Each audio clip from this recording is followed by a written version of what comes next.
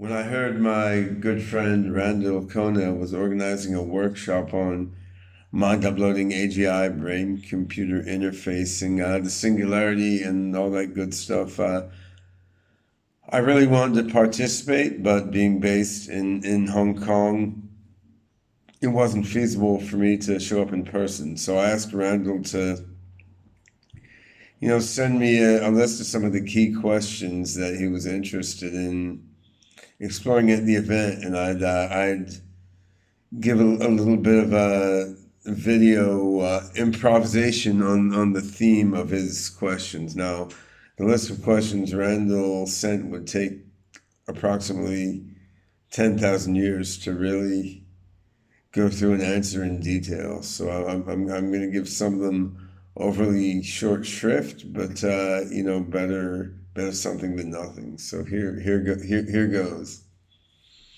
First question from Randall. Could you tell us a little bit about how your thoughts on AI safety have evolved over time and where you stand today?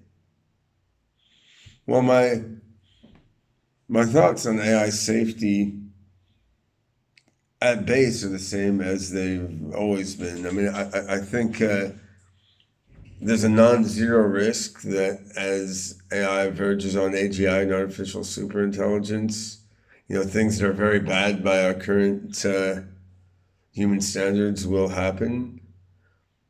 I don't intuitively, emotionally, I don't feel that risk is extremely high. On the other hand, rationally, I have to accept that we're in a situation of tremendous and probably irreducible uncertainty. We're taking a leap into the unknown, and that's not unlike what humanity has been doing since we, stepped out of the African savannah and started developing civilization.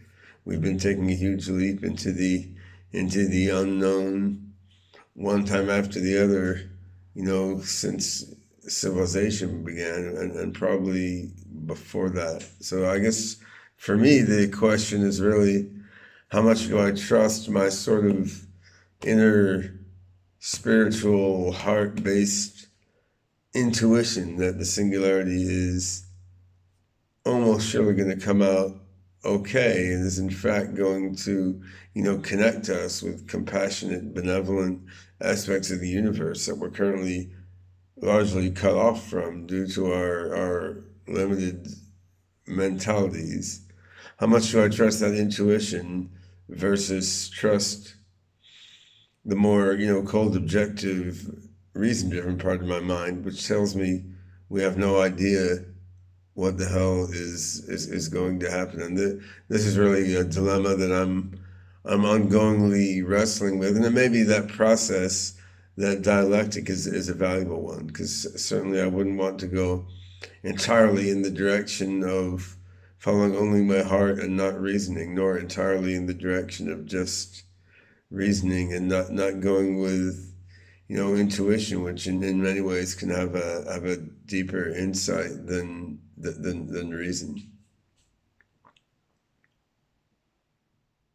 I would say one way my thoughts on AI safety have evolved in the last few years, though, is I'm getting a more concrete sense of what there is to be worried about regarding the rollout of narrow AI throughout the world before we get to AGI. And I've been thinking more about what effect the species of narrow AI that gets developed can have on the type of AGI that comes about as narrow AI verges into AGI. So specifically, as I've been saying a lot recently, the core applications of narrow AI in the world right now are selling, spying, and killing. I mean, advertising, surveillance, and military. And, if it does happen that the first AGIs evolve out of the narrow AIs that are being built in the world today, what does that mean? Does it mean the first AGIs are going to be involved with selling, spying, and killing? I mean, Not necessarily, but that's at least something we want to consider. There is a related issue which has to do with the control of narrow AI, and then may have to do with the control of AGI that comes out of that narrow AI, which is, how widespread, democratic, and participatory should the control of AI be versus how centralized and elitist should it be? And there's been a line of thinking in the AI safety world for a long time that, it would be safer if, a small handpicked crew of wise and rational AI safety gurus were controlling the advent of AI as it verged from narrow AI toward AGI. There's another line of thinking which says that self-appointed elites who know what's best for everyone, often don't do as good a job as they thought they were going to do. And the failure modes of this are amply demonstrated throughout history. I mean, one of the elite good guys discovers a dark side within himself. The elite splinters into two groups. Someone gets stolen away by competition. I mean, humans who band together to know what's best for everyone and pull the puppet strings of the broader society. I mean, the track record isn't great, right? And of course, what's been posited by some folks in the AI safety world is like an expert committee of wise singularitarians who are building an AGI in their basement and sculpting its goal system to be beneficial and then releasing it in the world. What we're seeing now is more a move toward elitist control of AI by some advertising corporations, some large governments doing, surveillance and military stuff. So we're getting, a risk of this elitist control.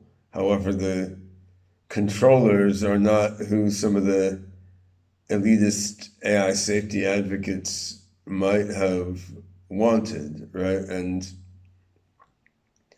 to my mind, well, of course, a part of me can't help but think, well, yeah, if I were just the one in control, if me and 10 or 20 or 50 of my closest friends, we're charting all this out, we want the best for humanity and for superhuman AGIs, right? And we've surveyed all relevant areas of history and of science and engineering and philosophy, and we can probably make a better choice than the whole of humanity, which includes a whole lot of people with a lot of ideas I think are totally whacked out. But then if I take a little bit deeper point of view, I mean, in the end, I don't think any small group of people is going to do a better job than the global brain of all of humanity. I mean, and there are kinds of understanding and wisdom on the planet that I've never heard of and never imagined. And if we want to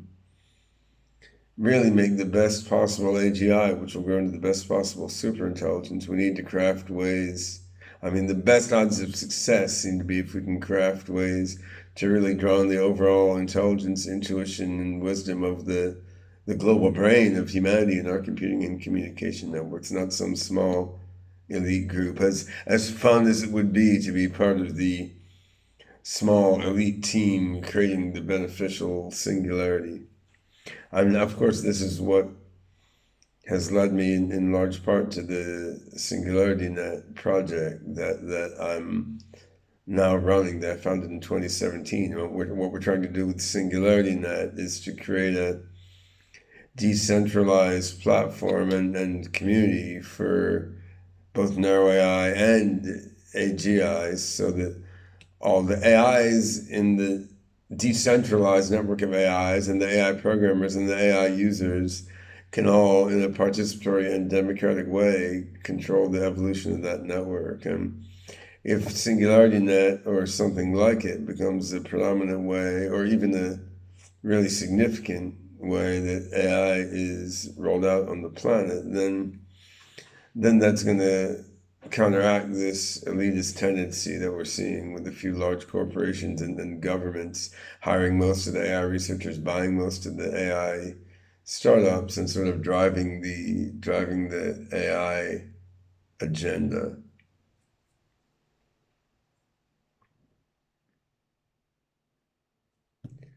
Randall's next question, what would you consider a worst case scenario for AGI? What's a best case scenario? What's a likely outcome? Well, worst case scenario, we probably can't even imagine, but how about some crazed Christian maniac mind uploads all of humanity into a simulation of the Christian hell and just burns our simulated clones until the big crunch at the end of the universe? That would be pretty bad. I mean, we could come up with worse, but best is utopia, right? And of course, that could take a lot of forms, but what I've long said I'd like to do is fork myself into multiple versions, let one of them mind upload into the global superintelligent mind matrix, or the multiversal superintelligent mind matrix, and then let another one of them stay in roughly human form and upgrade itself progressively so it can be an even better and greater human than it is possible in the scope of legacy humanity. Of course, when you really think about that, what's funny is from the standpoint of the fork of me that remained human, I mean, when I split off a fork and let it merge with the super intelligent mind matrix, it would be like, okay, that fork of mine has been created. Oh, wait, now in the last 1 second, it's experienced 10 trillion times more things than I ever will be able to. And it's evolved into something totally incomprehensible to me. So that's nice that I spawned that super intelligent mind child. Now I'll go on being human, right? So there's going to be a discontinuity between forks of me that embraced the singularity full on and became massively super intelligent versus forks of me that remained in the human form. But I mean, I would like to see everyone able to fork themselves however they want and make many copies of themselves that explore different regions of mind space. And this lets each mind explore a variety of different types of realities that are utopic in its own perspective. And this is quite feasible.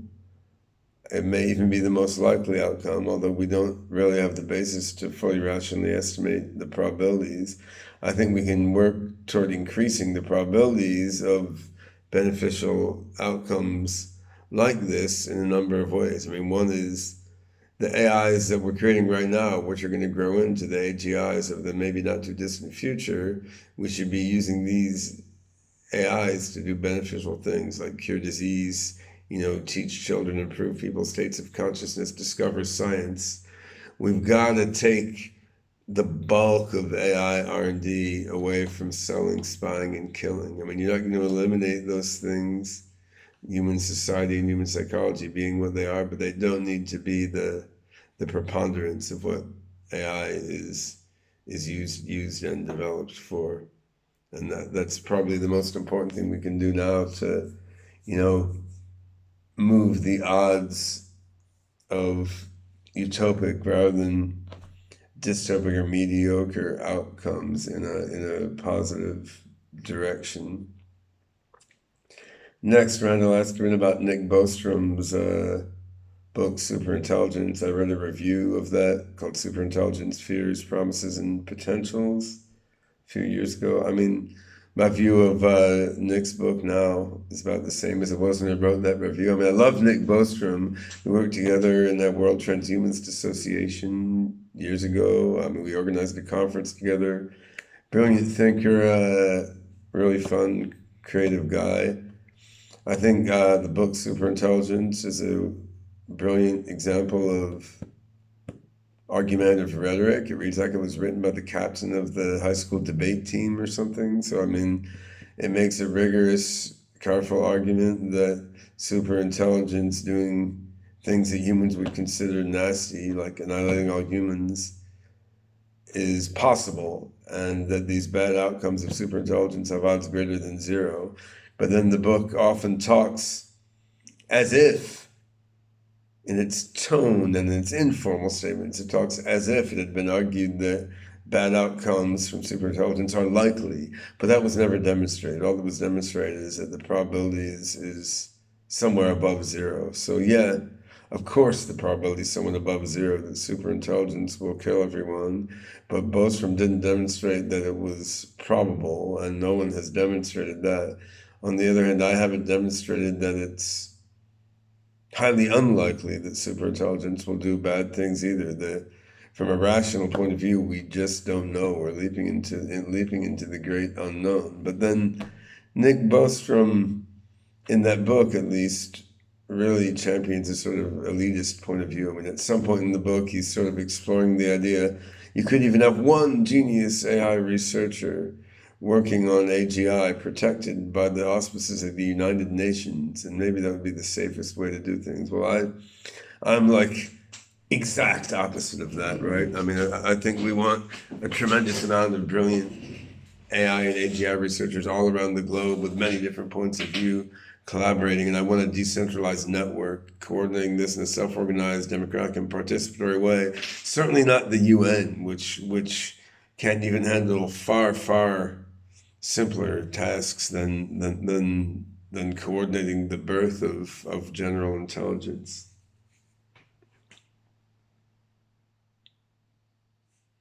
Those are the first few questions from Randall. I think I will put my response to his next questions in a separate video.